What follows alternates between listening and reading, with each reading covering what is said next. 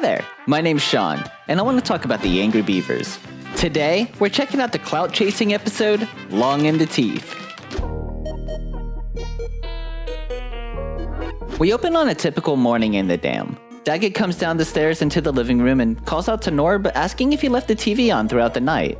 Turns out Norb's already in the living room, wide awake and glued to a telethon marathon. The guy hasn't slept all weekend, and it shows.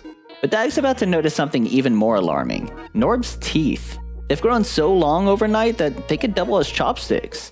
Dag freaks out, but Norb just grins and admires himself in the reflection. He's not worried. He just forgot to chew. You forgot to chew. Mm-hmm. Did you also forget what will happen? To drive the point home, Dag pops in an old educational VHS titled Big Claw Pictures Presents Why We Chew. It's an in-universe documentary explaining that all rodents' teeth grow non-stop, and if they don't gnaw regularly, their teeth could literally lock up their jaws or even pierce through their skulls. The PSA ends on a delightfully morbid note, but Norb isn't impressed. He pushes past Dag, claiming he's just going to take a dip in the lake to freshen up. However, Dag, being Dag, immediately overreacts. He grabs a belt sander with a waterproof extension cord, because of course he has one, and dives into the lake after him. His plan? To file Norb's teeth down by force, which, yeah, seems a bit extreme, even for Dag. The whole attempt ends in slapstick chaos though, when Dag gets tangled in some weeds and electrocuted for his trouble. If you don't start chewing, you'll be in big trouble. Ooh, I'm so scared. Undeterred, Dag gears up for round 2, this time in disguise. He pops on a lab coat, a fake wig, and a thick German accent, and offers free dental inspections. Just as I thought, they are over the legal limits set by the Charter regulations. And brandishes a high-powered laser straight out of a spy movie. Norb, unfazed, whips out a hand mirror and deflects the laser away, foiling Dag's plan. Dag finally admits defeat and declares that if Norb wants to let his teeth grow, then fine, he's done trying. Norb smirks, pretending to agree, and promises to go chew something right away.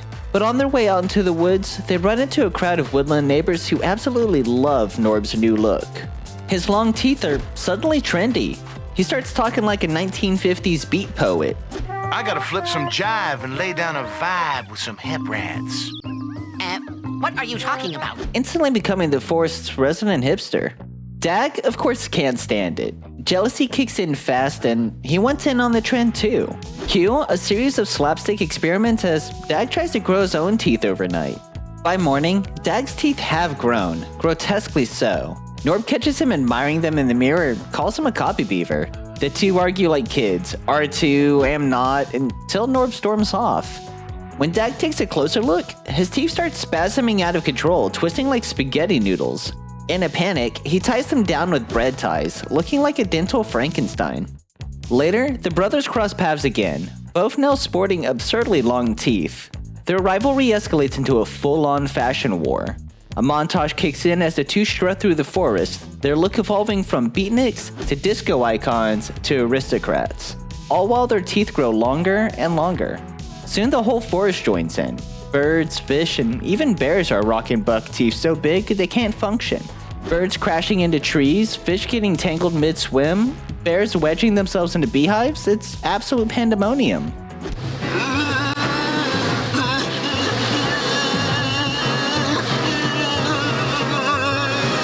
Back at the dam, the brothers' teeth reach critical mass. Dag's wrap around his head like a pharaoh's crown, while Norb's form a massive spherical cage, trapping him inside like a human hamster ball.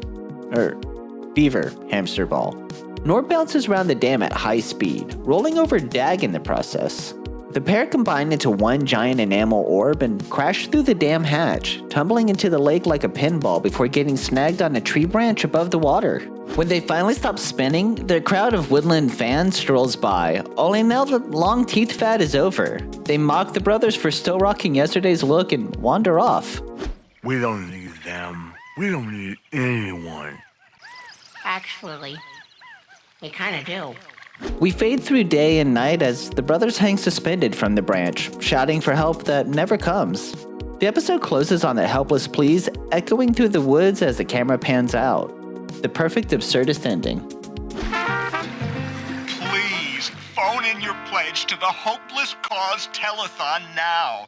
Remember, just because it's a hopeless cause doesn't mean we can't hope you'll phone in a pledge. Long in the Teeth is the Angry Beavers at its most surreal. It takes a simple biological fact, beavers, like all rodents, need to chew to control non-stop tooth growth, and turns it into a cautionary romp about vanity, trend chasing, and sibling one-upmanship.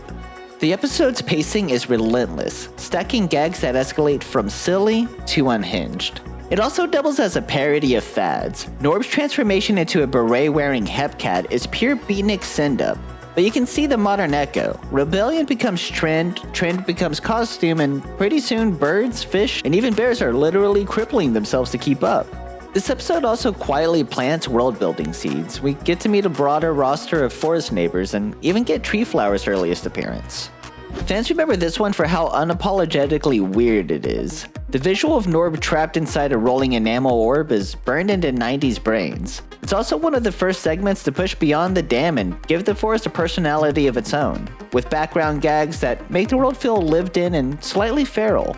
Tree Flower's cameo adds extra nostalgia on rewatch. It's a subtle early bird version of the character that longtime viewers clock immediately, and it teases Norb's romantic lane without the later continuity baggage. On a character level, Norb's smug cool and Dag's jealous whiplash are painfully recognizable to anyone with siblings or competitive friends. The episode nails that petty R2 am not spiral that somehow feels important in the moment and ridiculous 5 minutes later. At its core, Long in the Teeth is about pride, imitation, and learning limits.